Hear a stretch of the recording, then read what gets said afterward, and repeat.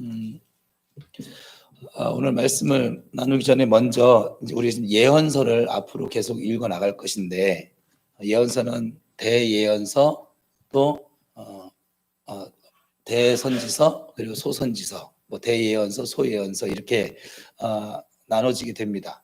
그중에 이사야서는 이제 대 예언서에 해당되는데, 예언하면 무슨 말이 떠올라요? 예언. 개념 하나는 확실히 또 잡고 가야 되는데, 예언. 편하게 얘기해봐요. 예언이 뭔지 몰라요?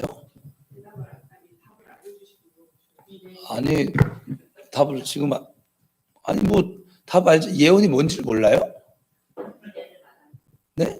미래를 말하는 것을 우리가 예언 또는 비슷한 말로 예측하다 이렇게 표현을 하잖아요.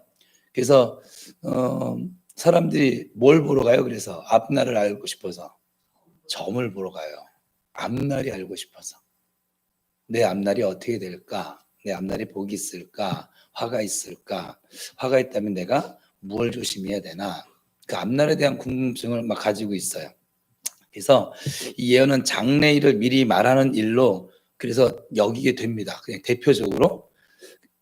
그런데 성경에서 말하는 예언은 좀 달라요. 원어로 봐도 나비라고 한 단어를 쓰고 있는데,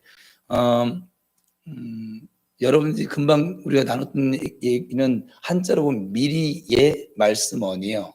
그래서 미리 말하는 거예요, 정말 앞날을. 그런데 성경에서 말하는 예언자, 선지자 이럴 때 그 예언은 무슨 예? 맡길 예를 써요. 맡길 예. 그리고 말씀언은 똑같이 써요. 그럼 뭐 뜻이 어떻게 되겠어요? 말씀을 맡은 사람, 예언자. 말씀을 맡긴 것이 예언. 그래서 우리 기독교인들은 예언하면 자꾸 점 보고 앞날을 예측을 하고 뭐 노스트라다무스처럼 그런 게 아니에요. 하나님의 말씀을 그래서 정말 제대로 된 예언자는 뭐냐면 하나님께 받은 말씀을 그대로 맡겨줬으니까 그대로 전하는 것뿐이에요. 그게 정말 참된 예언자인 거죠. 참된 선지자인 것이고. 앞날을 내다보는 게 참된 예언자가 아니라 하나님이 내게 맡겨준 것들을 그대로, 그래서 다른 말로 하면 예언자는 저술가가 아닌 거죠. 이렇게 책을 쓰는 사람이 아니에요. 정확히 말하면 예언자는 다른 말로 얘기하면 이 말씀대로 하면 선포자예요. 하나님께서 맡겨주신 말씀을 선포하는 사람이 바로 예언자예요. 그래서 우리는 이제 예언이라고 하는 뜻에 대해서 명확히 아셔야 돼요. 이것을 잘 모르면 성경에도 그렇게 예언 많이 나와 있잖아. 이렇게 그 예언이 아니잖아요. 오늘도 읽을 때 그랬잖아요. 이사야 이게 뭐라고 했어요? 나를 보내서 사였더니 9절에 보니까 여호와께서 이르되 가서, 근데 가서 앞에 뭐예요? 여호와께서 이르시되. 예언서를 이제 앞으로 계속 읽을 건데 예언서의 특징이 뭐냐면 계속 여호와께서 말씀하시되, 여호와께서 이르시되. 무슨 말 이해되세요? 이 예언자들이 똑똑하고 영안이 열려서 앞날을 봐가지고 자기가 말을 하는 것이 아니라 하나님께 들은 말을 그대로 선포하는 거예요. 그게 예언서예요. 그게 선지서고. 이해되셨어요? 그러니까 성경에서 말하는 예언은 지금 우리가 보편적으로 알고 있는 예언하고는 좀 다르다. 종말에 대해서 예수님께서 얘기하는, 예수님은 들은 것을 예수님이 하나님이시니까 그냥 말씀하신 거예요. 무슨 말 이해되세요? 저는 사람은 자기가 스스로 이렇게 뭘 가지고서는 이렇게 예언할 수 없어요. 자기가 하나님이 아니니까 하나님께 받은 말씀을 가지고. 그래서 예전에 하브루타를 못했는데 이수명 선교사님이 중요한 얘기했어요. 환상, 꿈, 저도 그렇게 그다지, 근데 저는 아주 무시하지는 않아요. 그런데 가장 중요한 그 의미적인 설명을 하셨어요. 그전에는 왜 환상으로 보이고 꿈으로 보였냐? 이 계시가, 이 완벽한 계시가 없었거든요. 그러니까 하나님의 사람들이 기도하면 환상을 보여줬어야 되고 직접 음성을 들려줬어야 되고 꿈으로 요셉에게 한 것처럼 나타내 보여줘서 당신의 뜻을 계시해 준 거거든요. 근데 지금은 너무나 완벽하게 우리의 언어로 계시가 되어져 있어요. 여러분들 몰라서 이 성경 66권 안에 여러분들이 일평생 살면서 만나는 모든 일이 담겨져 있어요. 한 가지도 예외가 없어요. 없던데요. 그건 성경을 못 깨달으셔서 그러세요. 그래서 제일 좋은 기독교 상담은 뭐냐면, 어떤 상담을 들었을 때 정말 만약에 답을 알려줘야 되는 그런 지도자의 위치가 있다고 하면 성경으로 풀어줘야 되는 거예요. 목사님이 생각을 하는 것이 아니라. 무슨 말 이해되세요? 그러면 집사님의 생각으로 상담을 해주는 게 아니라 이 성경으로 다른 성도들에게도 교제할 때 풀어줘야 되는 거예요. 근데 왜 못할까요? 성경을 안 읽으니까. 성경을 모르니까 뭐가 나가야 돼요? 내 생각이 나가야죠. 내 경험이 나가야죠. 그러다 보면 교회가 이제 그런 사람의 소리들이 많아지면 많아질수록 그 교회는 어떻게 될까요? 일단 시끄러워져요. 나중에 분파가 생겨요. 왜냐면 사람 생각이 다 다르거든요. 그리고 다툼이 생겨요. 이게 지금 현대교회에 일어나고 있는 현상들이에요. 그리고 사람의 소리가 더 많아지니까 이제 목사님들까지 욕심이 생겨요. 무슨 말 이해되세요? 어떻게 보면 이건 자연스러운 현상인 거예요. 하나님의 소리가 들리는 교회가 아니라 사람의 소리가 이렇게 막 청아하게 막 이쪽 저쪽에서 다 들리니 꼭 돗대기 시장처럼 정신이 없는 거죠. 무슨 말 이해되세요? 그러니까 교회가 평안을 잃어버릴 때는 단 한 가지예요. 하나님의 소리가 그 교회에서 어느 순간에서부터인가 점점 작게 들리고 안 들리고 사라지는 거예요. 하나님의 소리가 크게 들리고 많이 들리고 바르게 들리는 교회는 평안함을 잃지는 않아요. 일은 만날 수 있어요. 고난도 만날 수 있어요. 사건도 만날 수 있어요. 근데 능히 헤쳐나가고 이겨나가요. 왜냐하면 하나님의 소리가 성도들을 하나로 다 묶어버리거든요. 할렐루야. 원리가 그거예요. 원리가. 왜냐면 교회의 머리가 누구라고 했어요? 예수님. 이 교회는 누구의 몸이라고 했어요? 예수님의 몸. 근데 예수님이 요한복음 1장에 보면 뭐라고 했어요? 로고스라고 했어요. 로고스가 뭐냐면 말씀이라고 했거든요. 말씀 자체이신 분이 인간의 몸을 입고 이 땅에 오신 분이 예수님이거든요. 그럼 교회는 뭐예요? 말씀 그 자체인 거죠. 근데 그 말씀이 점점 작아져. 말씀이 점점 안 들려져. 그리고 자꾸 사람의 경험과 사람의 소리만 계속 커져. 당연히 교회는 무너질 수밖에 없는 거죠. 당연히 교회는 싸울 수밖에 없는 것이죠. 당연히 교회가 교회로서의 능력을 상실할 수밖에 없는 거죠. 이 원리가 그렇다는 거예요. 이제 수요일날 나오신 분들은 굉장히 수지마세요. 이 원리를 항상 생각하셔야 돼요. 신앙생활. 여기가 아니라 어딜 가도 마찬가지예요. 어딜 가더라도 교회 생활을 할 때는 항상 그래서 하나님의 소리가 내 앞에 있어야 되거든요. 그래서 성경 읽기를 하는 거예요. 성경 읽기 그렇게 아무리 강조를 해도 안 읽는 사람은 어쩔 수 없긴 한데 그것도 자기 팔자니까 어쩔 수 없어요. 억지로 고삐 물려가지고 제가 끌고 갈 수 있는 것도 아니고 그러고 싶은 마음도 없고. 네, 오늘 본문의 말씀은 이제 이건 지식이었고요. 오늘 본문의 말씀은 이사야서를 우리가 읽고 있는데 이사야 선지자가 자신이 여호와 하나님의 소명받은 사실을 기록하고 있는 내용이 나오는 말씀이 6장입니다. 보통 선지자들은 다른 이제 계속 우리가 에스겔도 있고 에레미야도 있고 다 읽을 건데 다니엘도 있고 보통 선지자들이 그냥 1장 서두에서 자신이 어떻게 부름을 받았는지 소명을 보통 언급하거든요. 그렇죠? 근데 이사야는 참 특이하죠. 1장부터 5장까지 쭉 하다가 6장에 와서야 자기가 그 구체적인 소명받은 내용을 기록하고 있어요. 선지자 이사야의 소명은 어찌 보면 우리 신앙인들 모두가 겪는 표본과 같은 부르심과 또 그 하나님의 부르심과 하나님의 부르심에 대한 응답의 장면일 것입니다.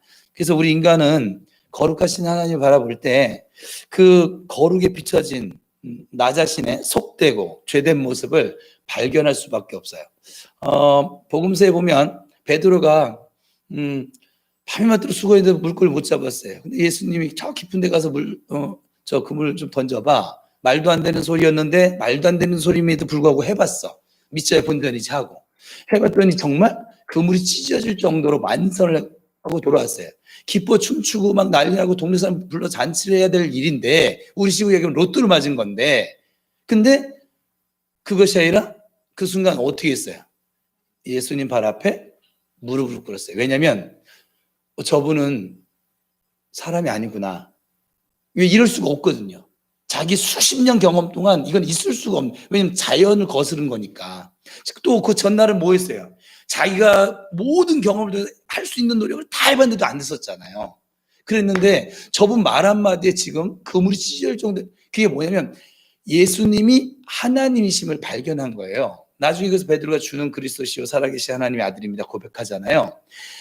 그 거룩하신 하나님을 발견하고 나니까 제일 먼저 인간이 거룩하신 하나님의 거울을 발견하면 제일 먼저 나타나는 증상이 뭐냐면 무릎을 꿇는 거예요. 그 거룩하신 하나님의 거울 앞에 비춰진 더럽고 추한 내 모습이 발견되어지기 때문에 무릎을 꿇을 수밖에 없는 거예요. 내가 이렇게 추했었구나. 내가 그래서 예수를 어떤 체험을 해서 이게 예수 믿는 사람들을 보면 그 체험의 첫 출발이 항상 그 하나님의 은혜를 발견하면서 내 이 죄된 모습 때문에 회개하는 그 자꾸 간증을 하는 이유가 바로 그것 때문에 그래. 하나님을 발견하고 났더니 여태까지 하나님이 안 보였었는데 그 거룩하신 하나님을 발견했더니 그분 잘 몰라요. 처음 만날 때 저도 몰랐으니까. 모름에도 불구하고 그 거룩하신 하나님 존재 앞에 서니까 무릎을 꿇을 수밖에 없고 내가 이 더러운 내 모습을 내가 인정할 수밖에 없고 지금 그렇다 이 말이에요. 그래서 회개하게 되어지고 죄사함 얻은 새 사람으로 다시 거듭나서 새 삶을 살게 되는 것이죠. 신앙이. 그 새 삶은 지난날의 삶과는 정말 전혀 다른 패러다임을 가져오게 되고 전혀 다른 가치관, 다른 생각. 왜냐하면 거듭났잖아요. 그냥 내가 살아가다가 정태호로 살다가 좀 더 착한 정태호로 가는 게 아니에요. 인간 정태호로 살다가 하나님의 사람, 그러니까 이제 본질이 바뀐 거죠. 하나님의 사람 정태호로 바뀌어지는 아주 전혀 다른 새로운 삶이고 그래서 하나님을 위해서 바쳐지는 삶. 이것을 저는 우리가 사는 인생을 덤으로 산다라고 표현을 했었어요. 덤으로 사는 것이니까 헌신할 수밖에 없는 거죠. 보너스의 삶을 사니까. 바로 이사야의 고백에 아주 이게 잘 나타나는데 오늘 본문 8절 같이 읽어봅시다. 8절 6장 8절 시작. 주의 목소리를 들으니 주께서 이르시되 내가 누구를 보내며 누가 우리를 위하여 갈구하시니 그때 내가 이르되 내가 여기 있나이다 나를 보내소서 하였더니 헌신된 삶이죠. 모두를 다 내어놓은 삶이에요. 모두를 다 드리는 삶이에요. 시간도 재물도 부귀도 명예도 젊음도 꿈도 소망도 모두 다 내어놓고 내 가진 것에 더 이상 연연하지 않고 내게 돌아올 몫에 이익에 미련 두지 않고 그냥 자신을 송두리째 바쳐 헌신하는 것이죠. 바로 우리 신앙인이 어찌 보면 걷는 길이에요. 정말 예수를 제대로 만나게 되면 더 이상 이 땅의 것에 미련을 가질 이유가 사실은 없어요. 이 땅의 미련을 아직 가지고 있다고 하는 것은 아직도 그 예수님께 그냥 마음 한켠에 모셔드린 거지 내 인생의 주인입니다. 내 인생의 운전대를 잡으신 분은 주님이십니다. 그러니까 세례 때 했던 고백이 진짜 고백이 아닌 거죠. 그게 찐 고백이었으면 그 사람은 그냥 모든 것 그냥 내려놓게 되겠죠. 욕심 부릴 이유 없죠. 제가 요즘 뭔지 모르지만 조금 약해지긴 약해졌어요. 뭔지 모르겠어요. 근데 조금 약해진 것은 제가 느끼겠어요. 근데 이 약해지고 나니까 뭐냐면 교회 건물을 빨리 사야겠는데 조급함이 또 생겨졌어요. 그냥. 왜냐면 일단 건물에 내가 더 이상 성도들도 얘기했고 투자하기가 싫은데 자꾸 문제가 발생이 조금씩 돼서 그냥 빨리 좀 이사를 갔으면 좋겠다. 그냥 자터를 이렇게 했으면 좋겠다. 자꾸 그런 생각이 들기도 하더라고요.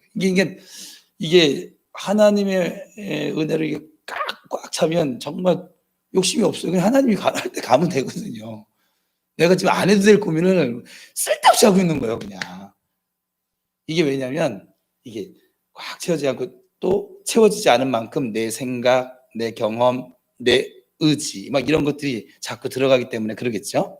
어쨌거나 말씀을 통해서 거룩하신 하나님을 알게 되고 예수님을 알고 나면 자신이 죄인임을 알게 되어지고 자신의 추한 모습을 보게 되는 것이 어떻게 보면 1 더하기 1은 2입니다. 이것만큼이나 자연스러운 모습인 거죠. 그래서 주님 앞에 두 손 들고 찾아와 회개하며 또 죄 용서를 구하게 되지요. 주님의 사랑과 은혜로 이 죄 사함을 얻게 되고 거듭난 새 사람으로 새 삶을 살게 되는 것이고, 그 새 삶의 최대 목표가 바로 주님을 위한 헌신이 됩니다. 그러게 너나 할 것 없이 주를 위해 살겠노라고 결심하는 성도들 아니겠냐고요. 지금도 요즘도 제가 우리 교회도 물론 그런 분들 계시지만 다른 교회 가보면 좀 규모가 있는 교회는 왜 저렇게 규모가 있는 교회가 됐는가, 그건 알겠어요. 정말 헌신하는 사람이 참 많아요. 제가 지난주에 임직식을 다녀왔는데 그 코로나 위협 때문에 예배에도 아예 나오지 못하는 분들도 참 많은데 다 마스크 쓰고 밝은 얼굴로 그냥 목사님 저 예비위원이라고 코사지 여집사님 두 분이서 자세도 우리가 이제 앉은 자세가 그러니까는 그거를 하니까 이 자세가 안 나와가지고 막 이렇게 커가지고 아이고 내가 그래서 그냥 주세요, 제가 다룰게요. 아닙니다. 정말 요즘도 이렇게 그냥 그러신 분들이 계시구나. 집에서 저런 대우 안 받으실 건데 해가 좀 헌신하는 것이 헌신하며 살기를 결심하는 것이 어찌 보면 우리 성도들의 모습이 아닐까. 우리 인간은 사실 하나님의 형상을 따라 지음을 받았습니다. 곧 하나님의 속성을 우리 인간도 갖고 있는데 그 중에 지정의란 속성을 가지고 있어요. 오늘 이 말씀에 대해서 나눌 거예요. 지성, 감정, 의지. 그것을 일컫는 말인데 우리 신앙 활동도 생활도 이 세 가지 요소 아주 밀접한 관계가 있습니다. 다시 말해서 지적으로 하나님을 알게 되면 자신을 바로 알게 됩니다. 하나님을 지식적으로 정확히 알게 되면 내가 어찌할 수 없는 죄인이건 이걸 바르게 인간론을 알게 된다 이 말이에요. 자신이 죄인임을 깨닫고 통해 자복하고 회개하는 감정의 폭발이 있게 되어지죠. 다윗도 나단 선지자를 통해서 하나님의 말씀을 들었을 때 그런 반응이 일어날 수밖에 없었던 이유가 그거예요. 사죄의 은총으로 거듭남의 새 삶을 그래서 결단하게 되어지죠. 곧 굳은 의지로 이제 더 이상 이 죄악과의 결별을 결단하게 되어지는 것입니다. 이게 어떻게 보면 이 지정의는 따로 노는 것이 아니라 그냥 동시다발적으로 1 더하기 1은 2차 1, 2, 3 다 뭐예요? 이걸 모르면 참 약간 저도 뭐 어찌할 수가 없는데 그것처럼 지식적으로 깨닫게 되어지면 내 이 감성, 내 온몸의 감성이 다 하나님 앞에 죄인임을 통일자복하게 되어지고 거기서 더 나가서 내 의지가 하나님 이제 앞으로는 더 이상 죄 가운데 빠져 살지 아니하고 하나님 위해서 살겠습니다. 복음 위해 살겠습니다. 이게 저절로 이렇게 되어져 간다 이 말이에요. 오늘 본문 말씀을 통해서 이사야 선지자가 걸어간 소명의 길을 한번 살펴보면 우리 지금 이 자리에 있는 모두가 다 소명자거든요. 앞에 있는 목사뿐만 아니라 여러분도 소명자예요. 성도로서. 또한 우리가 걷고 있는 이 신앙길을 스스로 한번 그래서 점검을 해 볼까 합니다. 이사야 선지자 그에게서도 바로 지정의 세 요소가 그대로 나타나고 있거든요. 첫 번째 지인데 지는 깨닫는 거예요. 하나님을 깨닫는 게 복이죠. 하나님을 알게 되는 게 복이에요. 여러분 아멘 안 해서 상관없어요. 그게 복이라고요. 그러니까 하나님으로 아는 것이 정말 복이에요. 근데 세상에 많은 사람들이 하나님을 하나님으로 몰라요. 그래서 지금 저렇게 살 수밖에 없는 거예요. 근데 우리 성도들은 하나님을 하나님으로 깨닫고 알게 된 사람들이거든요. 그래서 다른 이유를 다 막론하고 앞에 있는 저나 지금 앉아 계신 여러분들이나 하나님을 깨달았으니 여러분은 이미 복이 있는 사람인 줄 믿습니다. 그래서 오늘 보면 3절을 같이 읽어보겠습니다. 3절 시작. 서로 불러 이르되 거룩하다 거룩하다 거룩하다 그분의 여호와여 그의 영광이 온 땅에 충만하도다 하더라. 거룩하신 하나님을 지금 깨닫고 있는 것이죠. 오늘 본문에서 이사야 선지자는 환상을 통해서 하나님을 배웠습니다. 이때는 성경이 있었다고요, 없었다고요? 없었기 때문에 환상을 통해서 볼 수밖에 없어요. 하나님이 그렇게 계시를 했단 말이에요. 계시하는 방법을. 그리고 스랍들이 창하는 소리도 들었어요, 귀로. 그로 인해 거룩하신 하나님이심을 깨달아 알게 되고 온 땅에 가득한 그 영광도 알게 되죠. 문지방의 터가 요동하는 능력도 체험하게 되죠. 제가 예전에 처음 예수 믿고서 은혜 받았을 때 저는 사실 지금은 좀 좋아하는 편인데 예전에는 식물을 꽃, 뭐 나무, 식물 왜 그게 난 제 눈에 별로였나 몰라. 그냥 주로 노는 거, 이렇게 먹는 거, 마시는 거, 이렇게 하고 안마 이런 거를 좋아하다 보니까 이게 별로 눈에 안 들어왔던 거죠. 근데 예수님을 영접을 하고 저희 모교회에서 저희 집으로 가는데 그 오뚜기 식품 맞은편 그 길인데 그 가로수에 나무가 있어요. 그 가로수예요.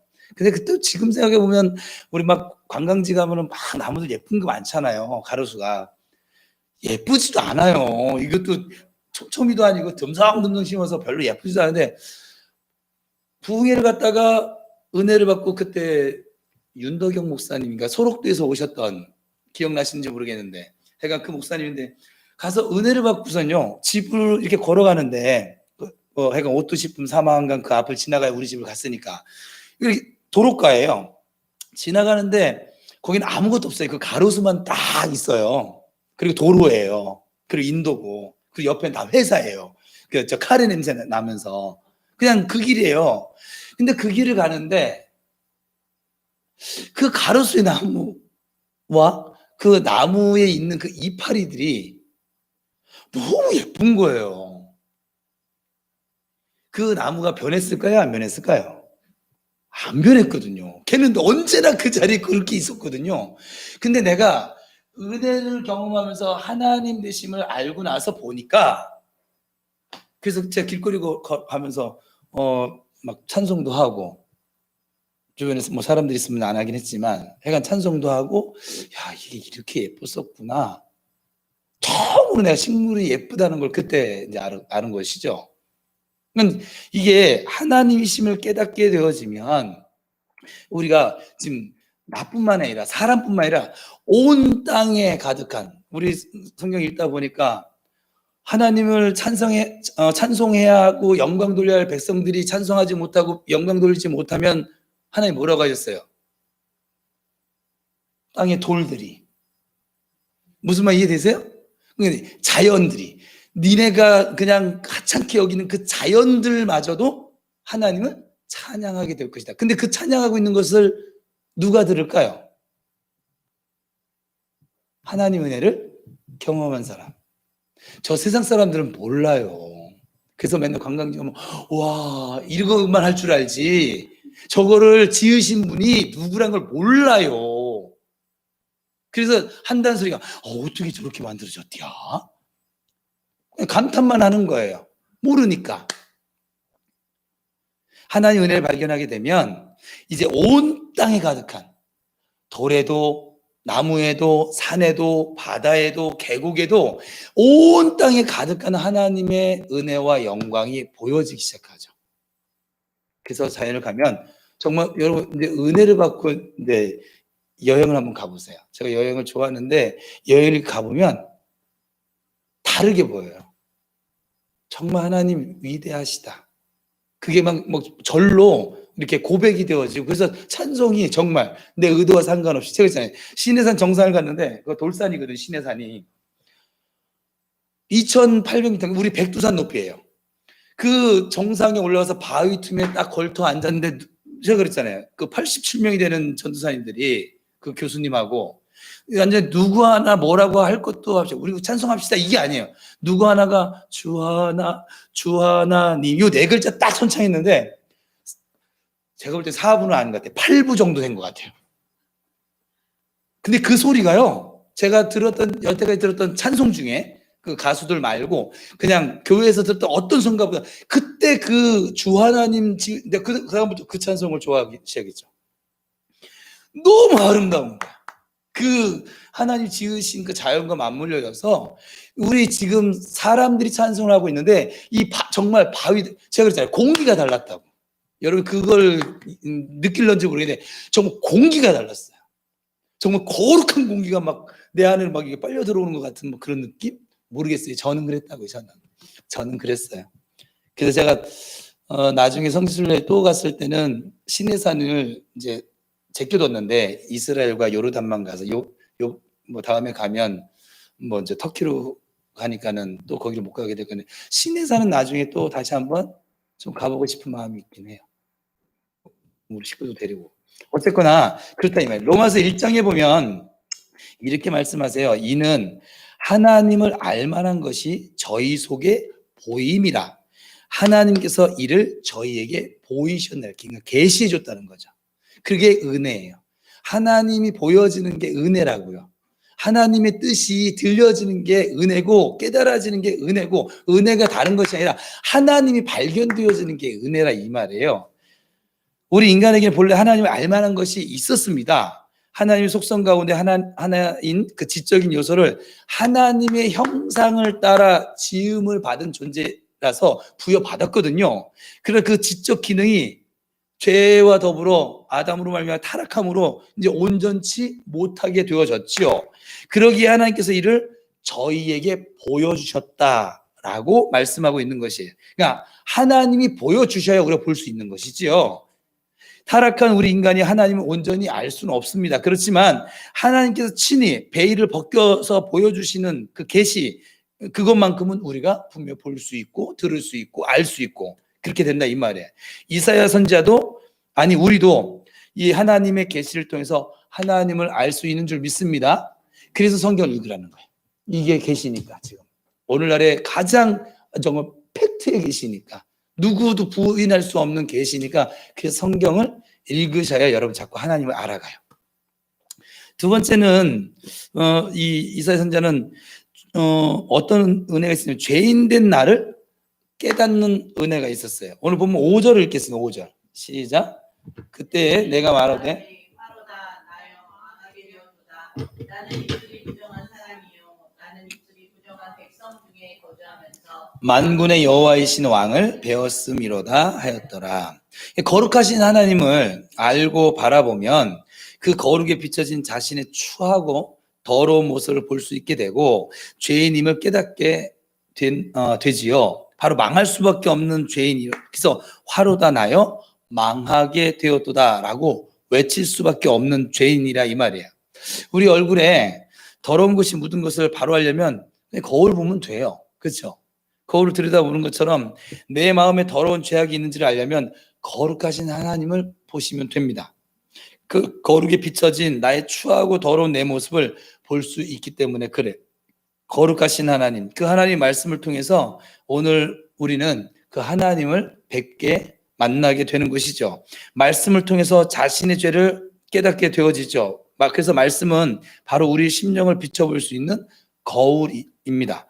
우리 인간은 자기 자신을 잘 모르고 살아갑니다. 사실은 자신도 같은 죄인이면서 남을 정죄하잖아요. 내 안에 있는 들보는 깨닫지 못할 남의 눈에 있는 티만 자꾸 지적하잖아요. 그게 인간이거든요. 근데 자신의 욕심에 사로잡혀 하나님과 막 바꿔치기 하며 사는 사람들도 있어요.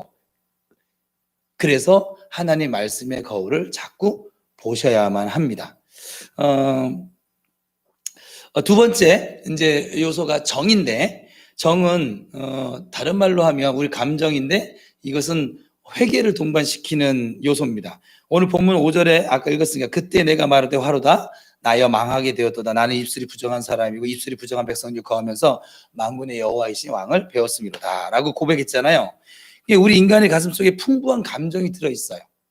희로애락의 감정이 들어있고 사랑과 미움의 감정이 들어있고 감사와 찬양이 있는가 하면 원망과 불평의 감정도 들어있어요.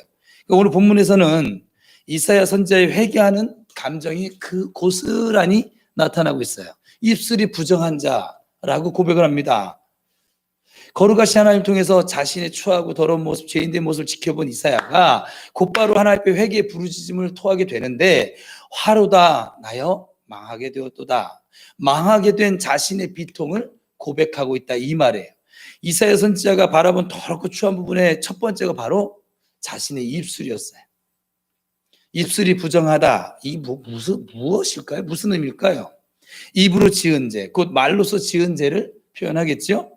아마도 입으로 짓는 죄가 우리 인간에게 있어서 가장 큰 모양인가 봐요. 또 가장 많은 모양인가 봐요. 이 입술을 짓는 죄가, 죄 가운데서. 지금도, 오늘도 우리는 입술로 죄를 졌는지 안 졌는지 모르겠지만, 말은 곧 그 사람의 속마음 생각을 나타내기 때문에 가장 죄 짓기가 쉽고 가장 많이 죄를 짓는 그런 통로이기도 합니다. 거짓말. 그래서 십계명에도 들어있잖아요. 그만큼 중대하다는 의미이겠죠. 어디 거짓말뿐이겠습니까? 욕도 있어요. 저주하는 말도 있어요.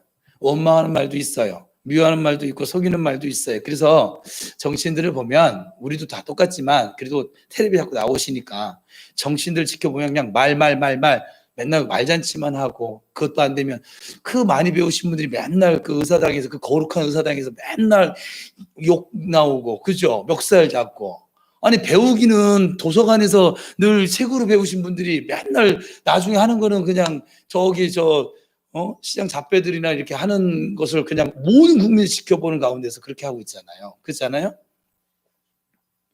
구약의 율법에서는 마음의 생각을 놓고 정죄하지 않았습니다. 구약의 율법에서는 그러니까 마음을 어떻게 먹느냐 다른 사람이 모르니까 그래서 그걸 죄로 정죄하지 않았다고요. 그러나 마음속의 이 생각이 이 말로서 입 밖으로 튀어나올 때는 정죄가 되어집니다. 율법적으로.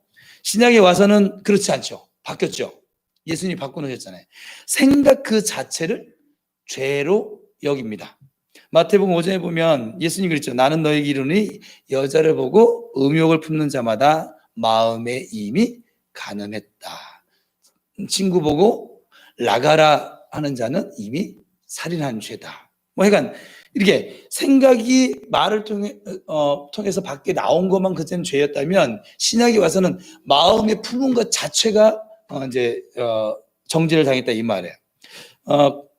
구약 율법에서 간음치 말라 했으나 우리 예수님께서는 여자를 보고 음욕을 품는 자마다 이미 간음했다. 그러니까 죄악의 근본적인 문제, 행동의 근원이 되는 마음을 깨끗이 해야 된다라고 하는 말씀이죠. 두 번째 이사야 선지자가 또 자신의 그 감정을 통해서 회개하는 모습이 뭐냐, 입술이 부정한 백성 중에라고 본문 5절에 지금 얘기하고 있는데 자신이 죄인임을 깨닫고 회개하는 이사야 선지자 입술의 부정함이 너무도 추하고 더러워서 화로다 나여 망하게 되었더라 외치는 이사야 선지자 그가 처한 현실에서 주변을 살펴보니까 자기만이 아닌 모든 사람들이 입술이 다 부정한 사람들이었다 이 말이에요. 이는 모든 사람이 말에 실수가 많고 진실이 좀 적다는 것을 표현하기도 합니다. 그만큼 믿을 사람도 믿을 말도 적다는 말도 됩니다. 지금도 마찬가지예요. 이사야 시대 때뿐만 아니라. 그래서 야고보는 오죽하면 이렇게 얘기했어요. 야고보 3장에서 우리가 다 실수가 많으니 만일 말에 실수가 없는 자면 곧 온전한 사람이다. 그러니까 말에 실수가 없어. 그럼 이 사람은 완전한 사람이라는 거예요. 그 정도로 지금 말이 중요하다 이거죠. 능히 온 몸도 굴레 씌우리라. 제가 요즘 느끼는 건데 나 죽겠어. 그 사람 그 말 입 밖에 나온 순간부터 계속 죽겠어 하는 그 감정이 지배를 당해서 살아요. 나 힘들어. 안 힘든 사람도 나 힘들어 하면 그 순간부터 이제 힘든 거예요. 이거 뭐가 이렇게 어려워? 안 어려워도 어려워지는 거예요. 그 순간부터. 말이요. 온몸에 굴레를 씌운다라고 성경이 표현하는데 정말 내 온몸을 제어를 하는 거예요. 내가 나 이거 힘들지만 할 수 있어. 그러면 도전하는 거예요. 해보는 거예요. 그렇죠? 제가 잘 못하니까 더 말을 못하겠네. 그래서 말을 절제할 수 있는 사람, 그 사람은 온 몸도 절제할 수 있다는 말이 되기도 합니다. 그러므로 몸과 마음을 절제할 수가 있으니까 말에 실수가 없으면 온전한 자다라고 성경은 말씀하고 있지요. 온전한 자, 바로 우리 성도들이 바라고 소원하는 바이기도 하지요. 예. 세 번째로 이사야 선지자가 그 회개하는 감정 가운데 마침내 이제 하나님을 뵙게 되죠. 본문 5절에 보니까 부정한 백성 중에 거하면서 만군의 여호와이신 왕을 배웠음이로다 이렇게 고백합니다. 만군의 여호와이신 왕을 배웠다는 것은 대단한 영광이죠. 우리 성도들이 바라는 어찌 보면 최대의 소망이기도 합니다. 그것이 이루어졌는데도 이사야 선지자는 오히려 화로다 나여 망하게 되었도다 라고 외칩니다. 우리가 흔히 돼지목의 진주라는 표현을 쓰는데 어울리지 않는다는 말이에요. 제대로의 가치를 발휘하지 못한다는 말입니다. 그처럼 만군의 여호와이신 왕도 아무나 배우는 것이 아니다라는 것이지요. 왕 앞에 설 수 있는 사람이어야만 합니다. 여호와 하나님 앞에 부끄러움 없이 설 수 있는 사람이어야 한다 이 말이에요. 거룩하신 하나님 앞에 죄인이 설 수가 없으면 죽으니까 그것은 곧 죽음을 의미하는데 입술이 부정한 자요 입술이 부정한 백성 중에 있는 이사에게는 만군의 여호와이신 왕을 배운다는 것은 죽음이었거든요. 그래서 하나님을 지금 만나고 있는데 화로다 나여 망하게 되었도다 이런 고백을 하는 거예요. 베드로도 주여 나는 죄인이소이다 나를 떠나소서. 세상에 어떻게 보면 나한테 로또를 안겨다 주신 분이잖아요. 어떻게 나한테 우리 식으로 얘기하면 행운을 가져다 주신 귀인이잖아요. 그래야 안 그래요? 근데 나는 죄인이소이다 나를 떠나소서. 정말 하나님을 만나게 되면 이 죄인됨 때문에 그럴 수밖에 없다 이 말이에요. 또 하나는 네 번째 느낀 그 감정은 제단 숯불에 의한 건데 우리 오늘 본문 6절 7절을 같이 읽겠습니다. 6절 7절 시작. 그때 그 사람 중에 하나가 부젓가락으로 제단에서 지금과 흰 숯을 손에 쥐고 내게로 날아와서 그것을 내 입술에 대며 이르되 보라 이것이 내 입에 닿았으니 내 악이 네, 제가 사하였습니다. 여기에 크신 은총이 있고 구원의 감사가 있습니다. 스랍 중에 하나가 제단 숯불을 취해서 그래서 입술이 부정하다는데 입술에 대며 이것이 내 입에 닿았으니까 네 악이 다 제하여졌고 우리 식으로 얘기하면 뭐예요? 십자가 보혈이 네, 방금 똑같은 거예요. 그러면 제하여졌고 내 죄가 사하여졌느니라 사죄의 은총이 임한 것이죠. 참으로 뜨거운 감사의 눈물이 흘러내리는 순간일 수밖에 없습니다. 어떻게 보면 가슴 속에 있던 모든 그 감정이 정말 다 폭발할 수밖에 없는 순간이기도 합니다. 그 감격, 그 놀라운 은혜, 이 우리 신앙인의 감정이 최고의 절정에 이르게 되는 경우가 바로 이제 사죄의 은총인 거죠. 우리 감정이 하나님을 알게 됐어요. 하나님 알고 났더니 내가 정말 부정한 입술을 가지고 내가 죄를 가진 사람이고 어찌할 수밖에 없는 그런 사람인데 그러한 나에게 하나님께서 십자가의 보혈로 나를 정결케 하셨구나. 이게 내 안에 쑥 들어오면 이 감정이 이제 완전히 벅차서 하나님 앞에 결단할 수밖에 없죠. 그래서 세 번째 의를 다루는데 의는 결단입니다. 의지니까. 오늘 보면 8절을 같이 읽겠습니다. 8절 시작. 내가 또 주의 목소리를 들으니 주께서 이르시되 내가 누구를 보내며 누가 우리를 위하여 갈고 하시니 그때 내가 이르되 내가 여기 있나이다 나를 보내소서. 자, 하나님을 알게 되고 하나님을 알게 되니까 나 자신을 알게 되어졌고 속죄의 은총을 경험하고 거듭난 생명으로 새 삶을 살고자 하는 그 이사야에게 여호와 하나님의 부르심의 목소리가 소명이 이제 들려왔죠. 거기에 주저없이 즉각적으로 응답하는 이사야 선지자의 모습이 그려지고 있습니다. 누가 우리를 위하여 갈고 하나님의 소리인데 내가 누구를 보내고 누가 우리를 위하여 갈고 여호와 하나님의 부르심은 언제나 어떻게 보면 우리 가까이에 있습니다. 사실은 우리 인간이 그 목소리를 듣지 못하면 영적으로 귀가 막혀 있기 때문에 그렇죠. 그것은 죄가 하나님과 나 사이를 가로막고 있기 때문에 그렇습니다. 죄 문제만 해결이 되면 사죄의 은총이 주어지면 보세요. 사죄의 은총이 주어지고 나니까 곧바로 하나님 말씀하시고 그 하나님 소리에 즉각적으로 이사야 선지자 응답하는 것을 우리가 볼 수 있잖아요. 그 중간에 가로막힌 담이 사라지기 때문에 들려진다 이 말이죠. 영의 귀가 열리면 하나님의 부르심을 듣게 되어지고 그 부르심이 곧바로 응답하게 되어집니다. 내가 망설인다고 하는 건 못 들은 거예요. 내가 이육 집사님 보고 집사님 여기 1층에 시위에 가면 내가 집사님 지금 8시 23분이니까 24분에 우리 교회 집사님 오시면 돈 1,000만 원 봉투 좀 전해주세요. 이게 들려졌고 이게 믿어졌으면 어쩔까요? 가겠죠. 몰라요. 또 믿음이 있어서 예배 다 끝나고 갈는지는 모르겠는데 가겠죠. 그러니까 왜냐면 들려졌기 때문에 그래요. 우리가 근데 지금 내가 이렇게 다른 분 다 들었는데 이육 집사님만 딴청을 하다가 이거 못 들었어. 갈까요? 안 갈까요?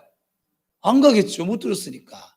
우리가 순종을 하지 못하는 이유는 엄밀하게 따지면 사실은 정확히 팩트로 얘기하면 못 들은 거예요. 하나님의 소리가 정확하게 들려지면 안 할 사람이 못 할 사람이 사실은 없습니다. 선교사님들이 그 중에 이제 대표적인 거죠. 60세 다 돼가지고 55세였구나 유수명 선교사님이 교회 경력 30년 이상 그분이 신학을 일찍 하셔가지고 경력이 어마어마하신 거 저보다 한참 선배세요. 그런데 뭐 교회 사정도 있고 뭐 그랬지만 그 나이에 언어도 안 돼 있고 어떤 준비도 안 돼 있는데 기도하다가 하나님 가래요. 그래서 가신 거예요. 두말 않고 사모님도 또 하나님 가라고 하시니까 가야죠. 가신 거예요. 사랑하는 아들 딸 남겨두고. 여러분 그렇게 할 수 있겠어요? 이렇게 생각하면 못할 것 같죠. 근데 직접적으로 이게 들려지잖아요. 그러면 가요. 하게 돼요. 직접적으로 안 들려지니까 보세요. 점쟁이가 하는 말을 이렇게 잘 듣는 사람들이 있더라고요. 유독 점쟁이가 동으로 가다가 귀인을 만날 거예요. 그럼 계속 통쪽만 왜 그래요? 그 소리가 들려졌으니까. 무슨 말 이해되세요? 또 당신 지금 500만 원짜리 굿하면 자식이 살아. 그러면 집에 형편에 500만 원짜리 없는데도 빌려서 빚 내서라도 하잖아요. 왜? 들려졌거든요. 곧바로 순종해요. 미루지 않아요. 나한테 잠깐의 유익을 준다라고 하는 소리를 들어도 우리 곧바로 정간사님은 어때요? 정간사한테 이익이 된다 하는 거야. 누가 얘기했어. 곧바로 할까요? 아예 그냥 제가 시간 날 때 나중에 천천히 하죠 뭐 이럴까요? 이익이 돼. 내 주머니에 그냥 곧바로 내 통장에 그냥 쏴줘. 저 사람이 왜 안 하는 줄 아세요? 이득이 안 되거든요. 그래서 안 하는 거예요. 내가 좀 너무 솔직하게 얘기해서 그런데 순종을 안 하는 이유는 단 한 가지예요. 안 들리는 거예요. 하나님의 소리가 들려서 안 움직인 사람 여태까지 역사상 아무도 없어요. 리빙스턴은 오죽하면 하나님 은혜가 너무 깨달아서 드릴 것은 아무것도 없으니까 어떻게 했다고요? 자기가 헌금 바구니 위에 올라가야 돼요. 결국은 어떻게 됐어요? 선교사로 나가죠. 참 중요한 얘기예요. 그래서 하나님 부르심은 언제나 우리 가까이 있어요. 여호와 하나님은 그래서 하나님을 위해서 일할 사람을 사실 지금도 찾고 계시지요. 그 사람을 덕으로 사용하셔서 하나님의 뜻을 이루시고 하나님의 일을 해가시는 분이시라 이 말이에요. 꼭 사람 통해서 일하시니까 온 우주 만물 온 세상의 주인이신 하나님 그가 하실 일이 얼마나 많겠는지를 우리 인간이 어떻게 보면 상상할 수도 없습니다. 그래서 오늘도 하나님은 이 하나님의 소리를 듣고 순종할 수 있는 자를 찾고 계시죠. 내가 누구를 보내고 내가 누가 우리를 위하여 갈까? 이게 지금 오늘도 하나님이 하시는 소리입니다. 우리 그 부르심에 즉각 응답할 수 있는가? 순종할 마음의 자세는 되어 있는가? 헌신할 준비는 되어 있는가? 한번 좀 돌아봤으면 좋겠어요. 우리는 만반의 준비를 그래서 좀 어떤 면에서 지금 평상시 성경 읽기를 하는 사람은 정말 대단한 준비를 하고 계신 거예요. 지금 성경 읽기를 안 하고 계신 분은 정말 대단한 준비를 안 하고 계신 거예요. 나중에 하나님 말씀하셔도 모를 거예요. 성경 읽기를 계속 하고 계신 분들은 나중에 하나님 말씀하시면 그 성령께서 하신 일 중에 제가 그전 설교 한번 나눴었는데 성령께서 하시는 사역 가운데 하나가 뭐냐면 하나님의 말씀을 기억나게 하고 깨닫게 하는 역할을 하시거든요. 근데 뭐가 들어있어야 기억이 날 거 아니에요. 그래요? 안 그래요? 뭐가 들어있어야지 기억이 날 거 아니에요. 한 번도 들어본 적이 없어. 기억날 게 있어요? 없어요? 없는 거예요 아예. 데이터가 없는 거예요. 데이터가 있어야 컴퓨터도 어떻게 막 찾아가지고 최적의 것을 찾아낼 거 아니겠어요? 그렇죠? 데이터를 집어넣어줘야. 우리에게 영원한 데이터는 성경인 줄 믿습니다. 그러면 여러분이 정말 생각 생각지도 못한 순간에 그 하나님의 말씀이 내가 암송하지 않았는데 그게 떠올라요. 그 말씀이 나를 붙들어요. 나를 사로잡아요. 그래서 능히 그 고난과 그 역경과 그 어려움을 지혜롭게 이겨나갈 수 있게 됩니다. 그렇지 않은 사람은 계속 지 생각을 이러다 죽겠네. 죽으세요. 그냥 죽겠다는데 죽어야지 뭐 어떻게. 힘들어 죽겠네. 힘들어 죽으세요. 아파 죽겠네. 아파 죽으세요. 그렇게 될 수밖에 없는 거예요. 이게.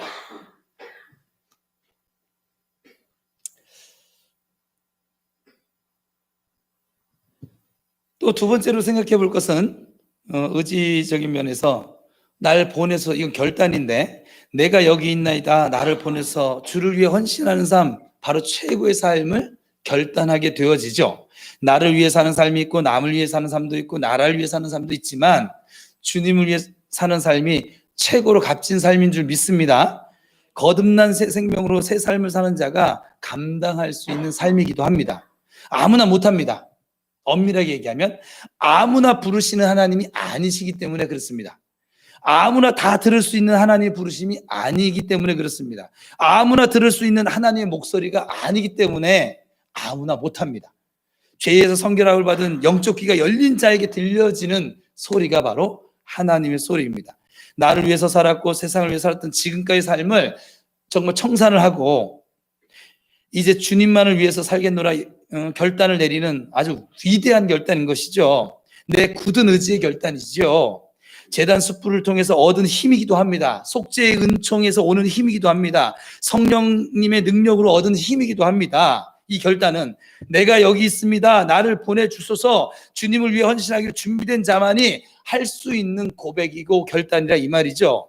나를 버리고 주님을 위해 살기로 위대한 결단을 내린 사람들이 할 수 있는 고백이라 이 말이에요. 나의 꿈도 나의 욕망도 나의 영화도 주의 십자가 앞에 내려놓을 수 있는 사람들이 할 수 있는 고백입니다. 우리 인간은 하나님의 형상을 따라 지음받으며 지정의란 속성을 분명히 가지고 있습니다. 여러분도 저도 우리 성도들의 신앙생활에도 이 지정의가 잘 갖추어져야 합니다. 지적으로 너무 치우치다 보면 감정이 메말라 버린 이성적인 논리적인 신앙인이 될 것이고, 정적으로 또 너무 치우치다 보면 감정에 도취되어 환상을 쫓는 현실이 좀 무시되어지는 그런 신앙인이 될 것이고, 의지력에 또 너무 치우치면 신앙이 아닌 신념이 되고 말겠지요. 신앙은 하나님께로부터 오는 것이지만 신념은 나로부터, 인간에서부터 출발하는 것입니다. 그래서 지정의가 잘 균형 있게 갖춰져야 합니다. 아니, 실상은 하나가 되어져야 하겠죠. 지정의가 따로따로가 아닌, 아까 1 더하기 1은 2, 이건 따로따로가 아니라 그냥 자동으로 된 것처럼 그렇게 하나가 되어져야 합니다. 지가 정을 부릅니다. 사실은 제가 경험해 본 것도 정이 의를 부릅니다. 그래서 하나로 연결되어져 있어야 합니다. 우리는 가끔 기도원이나 부흥집회에서 은혜 받았다는 간증을 듣게 되지요. 그 내용을 자세히 살펴보고 또 그들의 교회 생활을 살펴보면 진정한 은혜 체험이 아님을 알 수 있는 경우도 참 많습니다. 그들이 말하는 은혜 체험은 정말 감정에 치우쳐져 있을 경우가 너무 많다는 것이죠. 기도원이나 집회에서 고조된 그 감정이 식어지면 받은 은혜는 벌써 옛 이야기가 되죠. 그래서 예전에 그랬어요. 부흥회 때 은혜 받으면 3일, 조금 길면 일주일, 다음 주일날만 와도 몰라. 조금 더 긴 사람은 그래도 한 달은 가시는 분들도 계시긴 하더라고요. 극히 드물지만 그 은혜를 다 잊어버리고. 왜요? 감정에만 치우쳐져 있기 때문에 그래요. 그 분위기 막 찬양, 지금은 우리가 안 그러지만 나자유 얻었네, 나자유 또 강사님들도 목소리 나자유 얻었네 이러고 막 밴드 하고 뭐 이렇게 막 하면 이상하게 그 분위기가요. 드럼 소리까지 딱 하면 막 심장까지 쾅쾅쾅쾅 때려주죠. 정말 그래요. 근데 그게 3일을 못 가요. 그럼 가짜라는 거죠. 감정의 호소에서 상대방의 그 감정을 전달하려면 그 또한 그 은혜가 아니어도 가능하죠.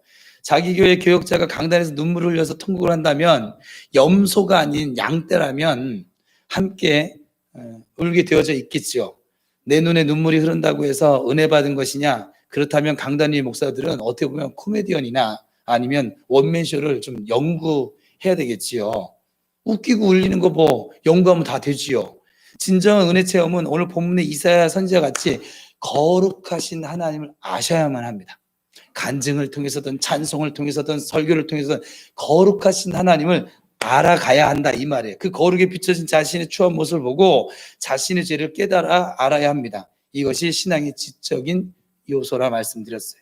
이 지적 작용으로 자신의 죄를 깨달아 안 사람은 그 죄에 대한 통회와 자복, 회개가 따라오게 되죠. 이 과정이 바로 신앙의 정적인 요소라고 했습니다. 강단 위의 강사의 감정에 따라 움직이는 감정이 아니라 자신의 죄를 보며 어찌할 수 없는 죄인임에 말없이 소리 없이 흘러내리는 눈물이 통곡이라 이 말이죠. 가슴을 치고 땅바닥을 쳐도 시원함이 없는 통회와 자복이라 이 말입니다. 이 감정의 절정은 주님으로부터 속죄의 은총을 맛보는 순간이라고 했습니다. 바로 보라 이것이 내 입에 닿았으니 내 악이 죄하여졌고 내 죄가 사하여졌느니라 라고 하는 이 사죄의 확신이 주어질 때다 이 말이에요. 그 감사, 그 감격, 경험자만이 알 수 있는 감정인데 어쨌거나 이 사죄의 확신을 갖고 거듭난 새 삶을 살고자 하는 이들 아마 그 누구도 자신의 욕망에 있을 사람은 하나도 없게 되겠죠. 잘하든 못하든 주님을 위해 헌신하려고 하는 결단되어진 마음이 저절로 생겨지게 됩니다. 이때 주님의 음성이 들려오면 주저함 없이 결단을 내리게 되지요. 내가 여기 있습니다. 나를 보내소서. 이것이 바로 굳은 의지적 요소입니다. 이렇게 신앙의 지정의가 하나가 될 때 지금 오늘 본문의 이사야 선지자가 체험하는 그런 은혜의 체험이 내게도 이루어질 줄로 믿습니다. 우리도 이런 지정의가 좀 균형 있게 갖추어진 신앙생활 열심히 하시다가 하나님의 은혜가 더 깊어지고 그리고 하나님의 은혜를 더욱더 찬송하며 찬양하며 살아가는 저와 여러분 될 수 있기를 바랍니다. 기도하겠습니다.